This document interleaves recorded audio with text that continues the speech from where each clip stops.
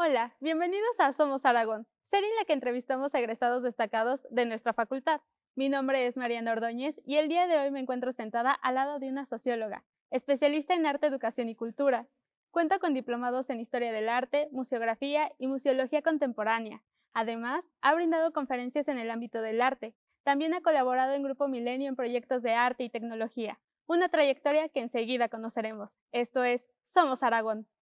Ana Luisa Espinosa Lugo, egresada de la carrera de Sociología en 2015, especialista en arte, educación y cultura.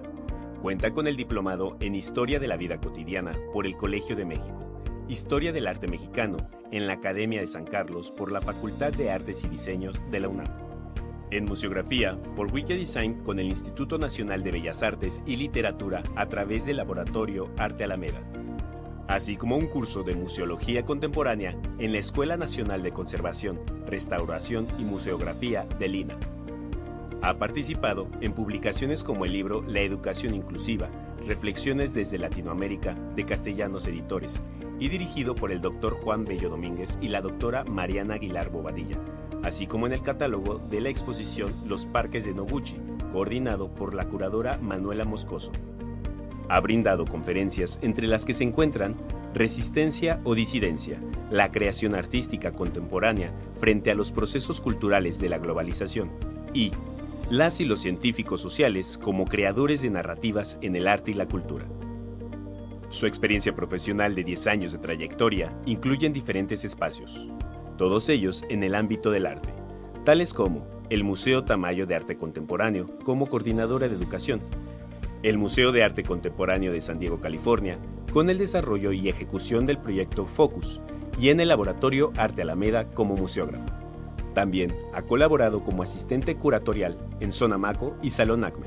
Por otra parte, se desempeñó como coordinadora corporativa de responsabilidad social en el Grupo Milenio, en proyectos de arte y tecnología como Jalisco Talent Land y en la Federación Mexicana de Psicología, en un proyecto sobre arte y criminología en México, así como la gestión de muestras independientes, sumando más de 80 exhibiciones de arte. Actualmente, trabaja como gestora museógrafa y diseñadora de programas públicos en la coordinación de exposiciones del Centro Nacional de las Artes. Ana Luisa Espinosa Lugo está en Somos Aragón. Hola Ana Luisa, bienvenida a Somos Aragón. ¿Cómo te encuentras el día de hoy? Muy bien, muy emocionada de estar aquí, de volver a mi alma mater y de poder platicar contigo. Platícanos, ¿cómo fue que iniciaste en la coordinación de exposiciones en el Centro Nacional de las Artes? Bueno, ahí la verdad es que fue como pura suerte. Digo suerte porque me llamaron, es decir, yo estaba trabajando en el Laboratorio Arte Alameda en el área de museografía y la subdirectora del Arte Alameda me dice, oye, están buscando a alguien con estas características, me llamaron que si yo contaba con alguien, o sea, es decir, robarse a alguien de ese museo para el Centro Nacional de las Artes, ¿no? Entonces ya me dice, bueno, quisieras ir, quieres, pues ver cómo está el trabajo ahí. Entonces, pues ya me animé y fui a ver cómo era, mucho trabajo, la verdad, y pues bueno, así fue como llegué ahí. Seguramente las y los universitarios que actualmente están estudiando sociología pueden tener ciertas inquietudes sobre su desarrollo profesional. ¿Puedes decirles en qué consiste tu trabajo? Bueno, la verdad es que mi trabajo es bastante diverso. Yo hago de todo siempre les explico que mi trabajo es todo el proceso que lleva a cabo un museo. El Centro Nacional de las Artes, al ser un centro cultural y además que alberga las universidades de las artes, trabaja muy distinto a cómo trabaja un museo. En el caso del museo existe como diferentes áreas que van pues desde la investigación, ¿no? La curaduría, el registro de obra, que es como llevar un registro de la colección, si es que hay una colección, o recibir el registro de las piezas que llegan a exhibición. Posteriormente viene como el proceso curatorial, después la curaduría es toda la investigación que se lleva a cabo para poner una exhibición. Obviamente tiene que ser un experto y tiene que generar un discurso, que es el discurso que le va a dar al público, ¿no? Entonces ese es el trabajo curatorial. Después sigue el diseño museográfico, que es el diseño del espacio expositivo, desde los colores, la luz, la temperatura incluso, porque a veces las piezas requieren pues cierta temperatura o cierta cantidad de luz para que se conserven, ¿no? Cuestiones de conservación. Luego, pues bueno, también ver diseño de, pues bueno, esta pintura se ve mejor con este color de fondo, ¿no? Regularmente vamos a ver los espacios en blanco, ¿no? Pero a veces se les ponen toques de color por lo mismo. Entonces, bueno, ese es el diseño museográfico. Y posteriormente se hace el diseño de mediación, que es ya cuando hablamos de visitas guiadas, charlas, conferencias, todo lo que se realiza alrededor de una exhibición. Y durante ese proceso, pues hay toda una gestión que pues es contactar al museo que alberga la exhibición, contactar al coleccionista, si es que es alguien privado, ¿no? O a la galería, ¿no? Porque muchas veces una exposición se conforma tanto de piezas prestadas de un museo, de un coleccionista, o sea, a veces son miles de préstamos, entonces se gestiona como esa parte. Y pues se tiene que ver el transporte, ¿no? Cómo se va a trasladar, porque también es un transporte especializado.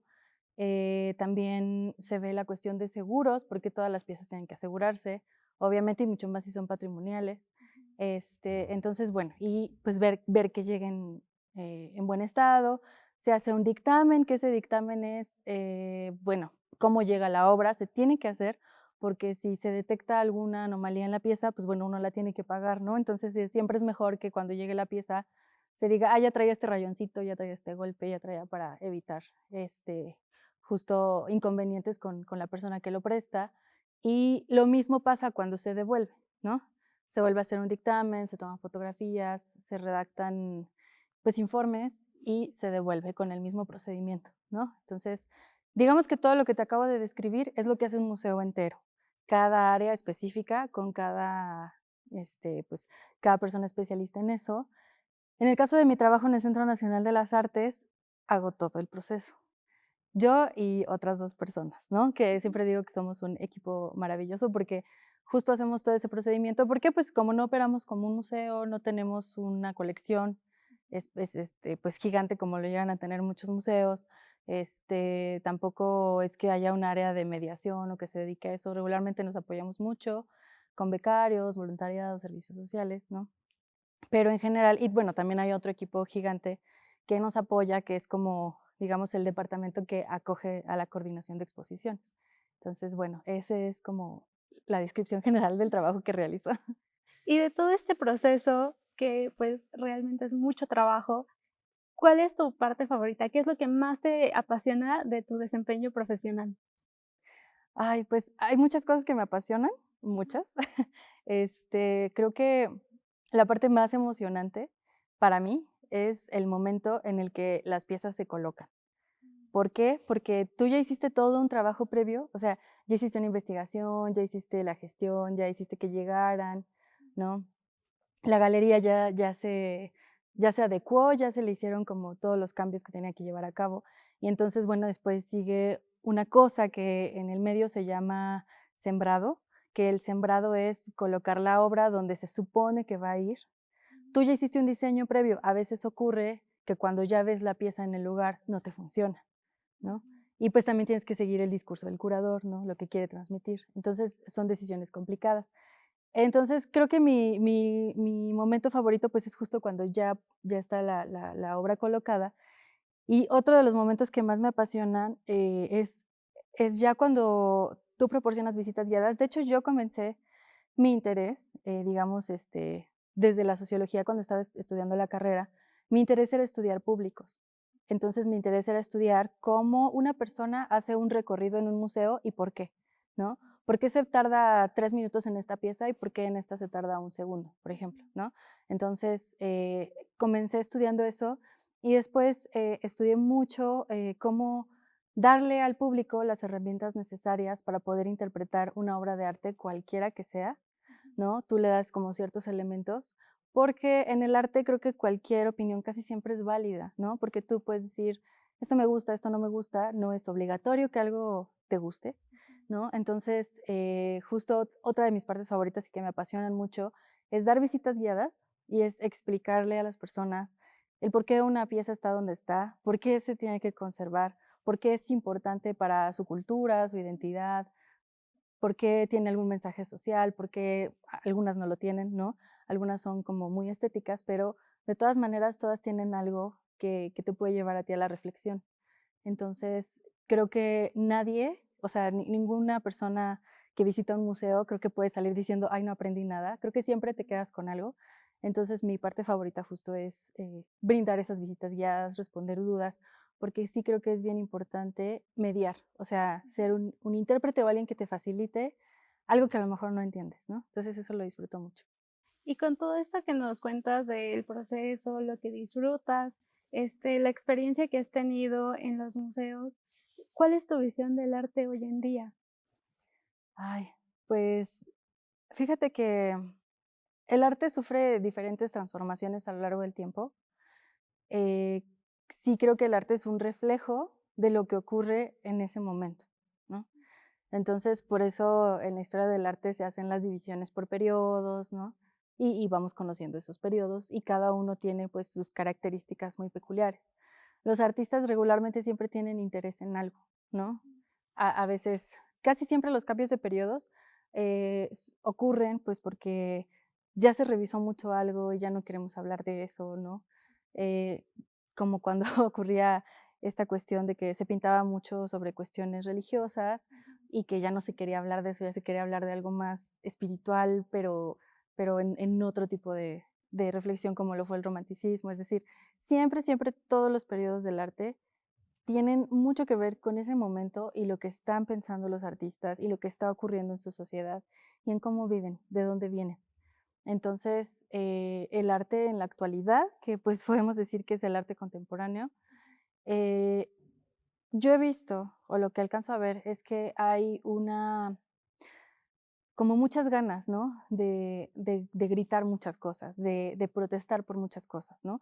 Vemos mucho arte feminista, ¿no? Vemos mucho arte que habla sobre la política, ¿no? Como sobre las estructuras de poder.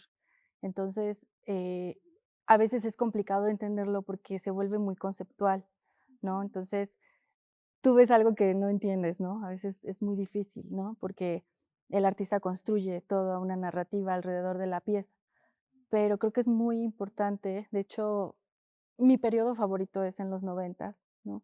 Porque empezamos a hablar en el arte de cosas que la gente no se atrevía a hablar y que además regularmente nosotros asociamos el arte a algo muy estético, ¿no? Que tiene que ser bonito, no necesariamente tiene que ser bonito. Yo siempre les digo que el arte tiene que hacerte sentir algo, ¿no? Y en ese hacerte sentir, creo que el arte actual trata de hacerte sentir o de concientizarte sobre un sinfín de temas que ocurren a nuestro alrededor y que a lo mejor si alguien nos lo pone en un libro, en una conferencia o en otro tipo de actividad, no lo vamos a recibir del mismo modo que ver una obra de arte, ¿no? Es otro tipo de recepción. Y qué parte, justamente como mencionas, va a depender del contexto. Retomando lo que decías de las corrientes, siempre se busca innovar y creo que una de las cosas más importantes que siempre nos resaltan respecto al arte es que es subjetivo, que busca un mensaje y que cada uno va a tener su interpretación. Entonces, y también retomando lo que mencionaba sobre, pues, el contexto social, la lucha que puede generar el arte. ¿Tú consideras que el arte está limitado a un sector privilegiado de la población? No, más bien pienso que la población cree que el arte es limitado. Y creo que justo eso es porque nos hemos construido un prejuicio sobre el arte, ¿no? O sea, y lo he escuchado muchas veces, como de, híjole, es que esto solo es para, ya sabes, un grupo muy elitista o esto es como, solo como para alguien que tiene cierto estatus económico, pero creo que al menos, porque también el arte difiere mucho de acuerdo al país, ¿no? Pero creo que al menos México es bastante accesible, es decir, los costos no son exagerados. eh, Muchos museos privados, de hecho, son gratuitos. Los estudiantes siempre tienen acceso gratuito, los profesores siempre tienen acceso gratuito y las actividades siempre son diversas, ¿no? Entonces, hay como una agenda enorme de cosas a las que puede uno acceder. Y no solo hablo, por ejemplo, yo que solo estoy como en artes plásticas, digamos, como en ese rubro, pero que también estoy en un espacio en el que hay danza, teatro, música, ¿no? Cine. Todas esas, creo que es, o sea, todo eso creo que es bastante accesible, solamente que justo por el hecho de que la sociedad se hace un prejuicio sobre que pues solo está limitado a cierto grupo, pues es lo que provoca que así sea, ¿no? Como el mismo prejuicio social. Y que de hecho, te voy a contar, cuando estaba en el Tamayo se hizo un estudio de museos de parte del INEGI y justo el resultado era que la mayoría va a los museos porque se los dejaron de tarea, ¿no? O porque hay un evento extra, ¿no? Así muy específico, o porque andaban paseando y lo encontraron y decidieron meterse, ¿no? Pero el mayor porcentaje es porque se los dejan de tarea, ¿no? Y no es porque tú tengas un interés genuino en ir a ver algo específico, y que además creo que también no nos educa, no tenemos en la cultura que nuestros papás nos lleven, o sea, cuando hay un niño que lo llevan recurrentemente a espacios así, cuando es adulto lo sigue haciendo, ¿no? Pero como no lo hacemos y es hasta que nos obligan a ir a por parte de la escuela, pues obviamente no se vuelve como un hábito. Y que obviamente en muchos tiempos atrás, o sea, te estoy hablando de por lo menos hace 100 años, el arte sí era limitado, o sea, sí lo fue, ¿no? Y creo que también eso depende que lo creamos, pero creo que ahora no, o sea, desde mi punto de vista solo es como un prejuicio. Y dentro de la sociología, ¿cuál es el vínculo que tiene con el arte? ¿Cómo es que se relacionan? Pues mucho porque fíjate que igual he pensado mucho que regularmente el arte y la cultura quedan relegados dentro de la importancia que tiene cualquier aspecto en la sociedad, ¿no? Primero está la política, primero está la economía, primero está justo medios de comunicación o el entretenimiento, como podría decirse el entretenimiento. Primero está todo eso, ¿no? Y creo que el arte y la cultura tienen que ser más importantes porque esos son los que conforman o los que hacen que nuestro proceso de conformación, de configuración de la identidad sean más arraigados, más afianzados y que valoremos más todo lo que tenemos a nuestro alrededor. Entonces, la vinculación que tiene el arte con la sociología es justamente esa, ¿no? La sociedad requiere de estos procesos creativos, o sea, de que haya un sujeto que tenga un proceso creativo enorme y que con ese proceso escriba una novela, que con ese proceso escriba eh, sobre la depresión o que realice un cuadro sobre la depresión o que realice un cuadro sobre la violencia, o sea, es decir, o que se interpreten piezas musicales, pues respecto a las emociones o respecto a la naturaleza, que haya alguien que se preocupe por el maltrato animal y que lo refleje de esa forma. Entonces, creo que el arte y la sociología están tan vinculados justo porque todo lo que implica un proceso creativo artístico y todo lo que implica sacarlo hacia afuera, o sea, hacia el público, pues es lo que prácticamente nosotros estudiamos. Solo que a veces tenemos esa visión limitada como sociólogos de que solo nos vamos a dedicar justo a instituciones pues súper precisas o de agenda, ¿no? Que son como las más importantes de agenda. Claro, y que muchas veces, por ejemplo, como mencionas, hay otras prioridades, como es la economía, la política, y tal vez dejamos a un lado todo el proceso creativo y que muchas veces se minimiza. Justamente para tener en cuenta esta difusión, ¿qué sugerencias les darías a los encargados de generar políticas públicas para que haya mayor difusión de actividades artísticas y culturales en el país y que se logre no nada más que sea una tarea, que no nada más sea algo que me dejaron, sino que sea algo que me nace, que quiero conocer? Pues bueno, igual me parece que hay siempre un proceso muy cuadrado de difusión. Eh, lo he estado experimentando últimamente, en el que, bueno, estamos acostumbrados a ver estas como e-cards o postales virtuales que se difunden, o muchos años atrás, porque he revisado material de archivo de difusión de cultura, y pues son los volantitos, ¿no? Es como esta cuestión. Y en la actualidad he visto que llama mucho la atención cuando se hacen videos de los procesos. Por ejemplo, a nosotros nos gusta mucho documentar cuando llegan las obras, cuando ya las estamos colocando, cuando ya estamos a punto de inaugurar, que es mostrarle al público lo que nadie ve, ¿no?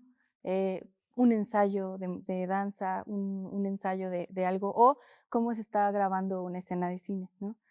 la gente siempre quiere ver qué es lo que hay detrás, porque pues justo es la parte de atrás del escenario que nadie sabe y que a veces es como que lo que más se tendría que valorar, no todo lo que hay detrás de ese proceso. Entonces justo he visto que llama mucho la atención esa parte, ¿no?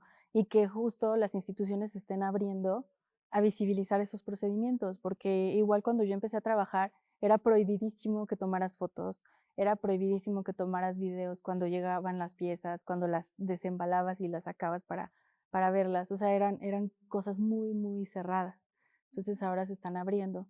Y, y pues en cuestión de políticas públicas, yo creo que pues justo la cultura es la que menos tiene atención, ¿no? Y a veces tenemos menos presupuesto, es decir, a la cultura se le da un presupuesto mínimo, no tanto como es el que se le daría a otra, digo, a otras esferas.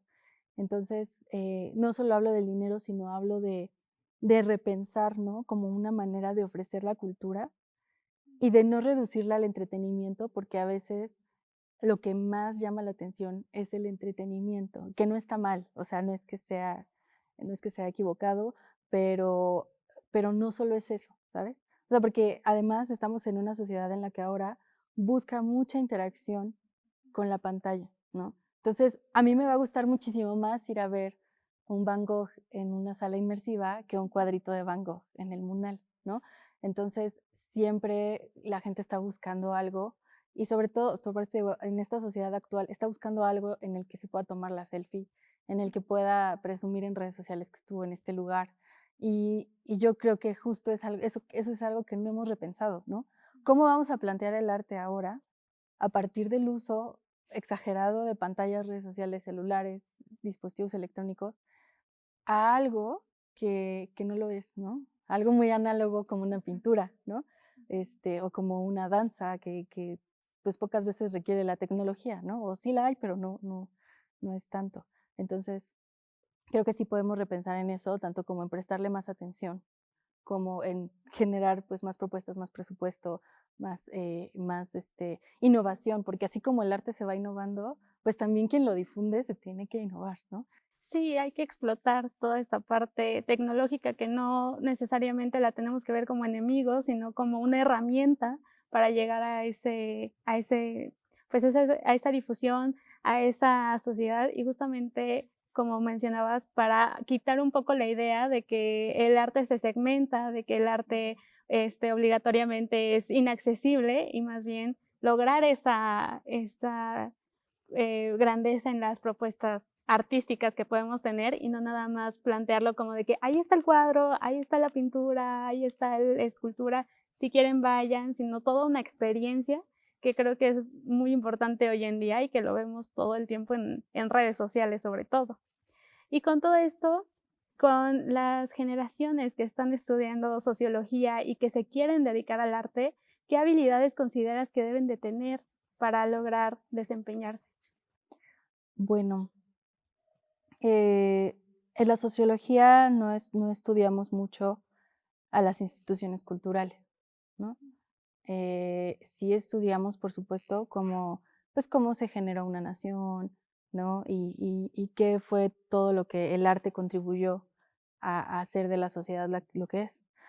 Pero lo que no estudiamos en sí es justo la institución cultural como tal, un museo, un espacio de restauración, ¿no? Un espacio de conservación, un lugar que es patrimonio artístico o patrimonio, digamos, arqueológico, no lo hay. O sea, no existe esa parte, ¿no?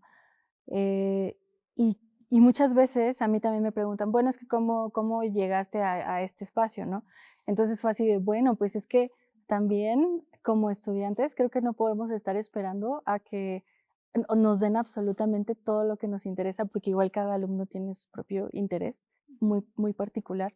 Entonces ahí pues la tarea fue mía, ¿no? Como de ponerme a estudiar, buscar sociólogos del arte, buscar historiadores del arte, buscar filósofos del arte, es decir, hay un montón, obviamente de bibliografía hay un montón de cosas que incluso antes de comenzar mi servicio social, pues yo ya había estudiado, ¿no? Como pues si es algo que te interesa, pues es algo que tú tienes que ir pues estudiando por tu cuenta, o sea, a veces también uno tiene que ser muy autodidacta.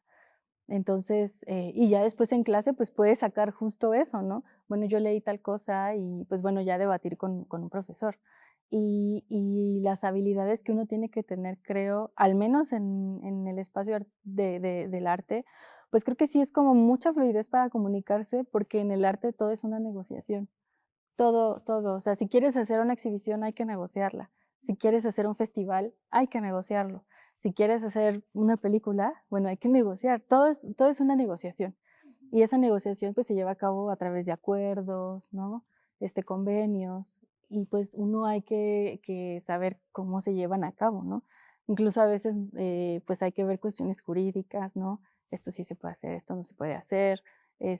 Aquí sí se puede filmar, aquí no se puede filmar, ¿no? Entonces, uno tiene que ir como justo aprendiendo de esas cosas y que, bueno, yo las fui aprendiendo mucho durante el camino, no es que yo saliendo de la universidad ya sabía todo, sí ya tenía unas nociones, pero creo que mucho tenemos que saber negociar, mucho tenemos que saber hablar, es decir, expresarnos, porque en el arte todo puede ser malinterpretado, yo siempre digo, siempre podemos ser malinterpretados porque a veces el arte quiere dar un mensaje muy genuino, muy auténtico y a veces es muy malinterpretado, entonces tenemos que saber comunicar y sobre todo le tenemos que tener mucho amor, ¿no? Y creo que una de las mayores habilidades que puede tener un sociólogo y que creo que las tienen es observar, ¿no? Hay que saber observar. Y creo que esa es la mayor habilidad que se requiere, sobre todo en el arte, saber observar. Y claro que esto también tiene que venir acompañado de sus valores personales, aparte de ser proactivo, de cultivarse y no temer. ¿Qué habilidades personales consideras que deben de tener para lograr ser alguien competente? Creo que hay muchos, muchos valores que se deben de tomar en cuenta, entre ellos, pues la puntualidad, creo que es algo que hemos olvidado un poco, ¿no? El arte es, la verdad es que es un medio muy flexible, eh, pero creo que tenemos que ser muy puntuales, creo que tenemos que ser muy responsables, creo que sobre todo hay que ser muy comprometidos porque el trabajo que estamos haciendo es ofrecerle algo a alguien más, no es un servicio. Y es algo que igual a veces, al menos en el medio artístico, se olvida, ¿no? Estamos nosotros brindando un servicio al público. La obra de arte no es obra de arte si no hay un espectador que la mire.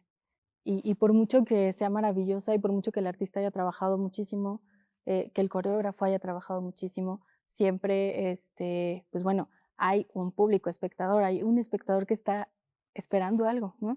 Entonces, tu trabajo es ser 100% comprometido para que la otra persona pues pueda disfrutar todo lo que está ocurriendo en ese momento. Entonces es un gran compromiso, un gran sentido de responsabilidad que pues bueno, siempre tenemos que tener presentes. Me gustaría hacerte una pregunta que me parece oportuna para este momento. ¿Qué le dirías a la Ana Luisa en aquellos años en los que venías a la facultad para que alcanzara sus sueños? Ah, este, pues yo creo que yo le diría que confiara más en ella.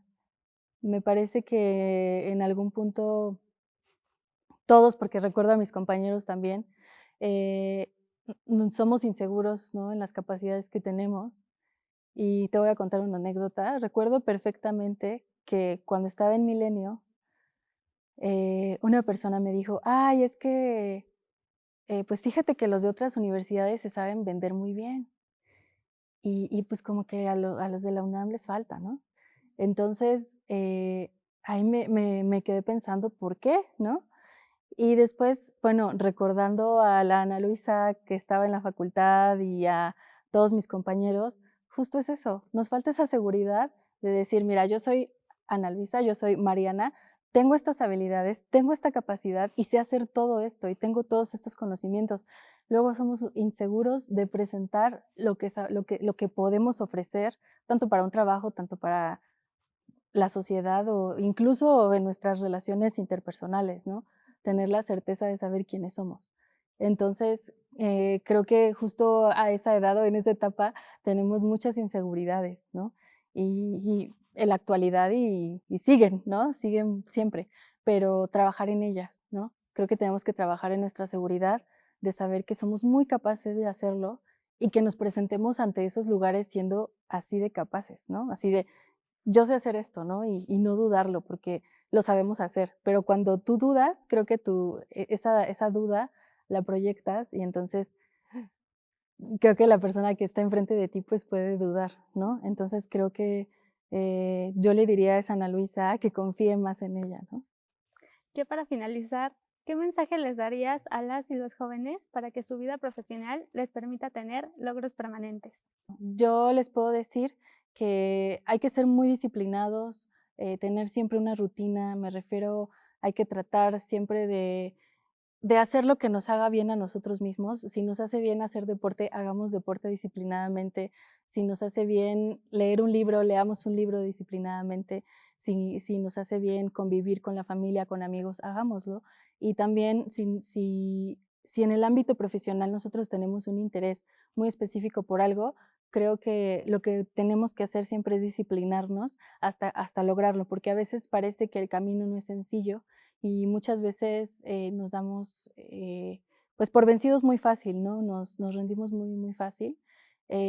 Y a lo mejor parece un discurso así súper cliché y como que todo el mundo te lo va a decir, pero creo que ser constantes y ser disciplinados y siempre confiar en que, pues bueno, todo lo que estás haciendo va a rendir un fruto, pues lo va a hacer, ¿no? Y que además, pues en el ámbito profesional siempre se requiere pues gente pues que tenga las ganas y todo el sentido de lo que quiere hacer, ¿no? Como que todo su trabajo tenga sentido. Y pues bueno, que no dejen de prepararse, porque si algo también he aprendido a lo largo de este tiempo, pues es que si no te actualizas, ¿no? Si no tomas cursos, diplomados, o sea, si no estás todo el tiempo aprendiendo, pues hay un punto en el que tu conocimiento va quedando atrás o en el que vas olvidando muchas cosas. Entonces creo que lo importante siempre es estar actualizado y pues hacer las cosas con mucha disciplina y corazón. Con este mensaje nos quedamos, Ana Luisa. Ha sido realmente agradable platicar contigo. A nombre del equipo de producción de Somos Aragón, te damos las gracias por participar en esta serie. Muchísimas gracias a ustedes. Estamos seguros que tus comentarios a lo largo de esta entrevista dejarán huella en quienes actualmente se forman en las aulas de nuestra facultad. Ojalá que así sea. Muchas gracias. Gracias a ti, Ana Luisa. Yo soy Mariana Ordóñez y esto fue Somos Aragón. Hasta la próxima.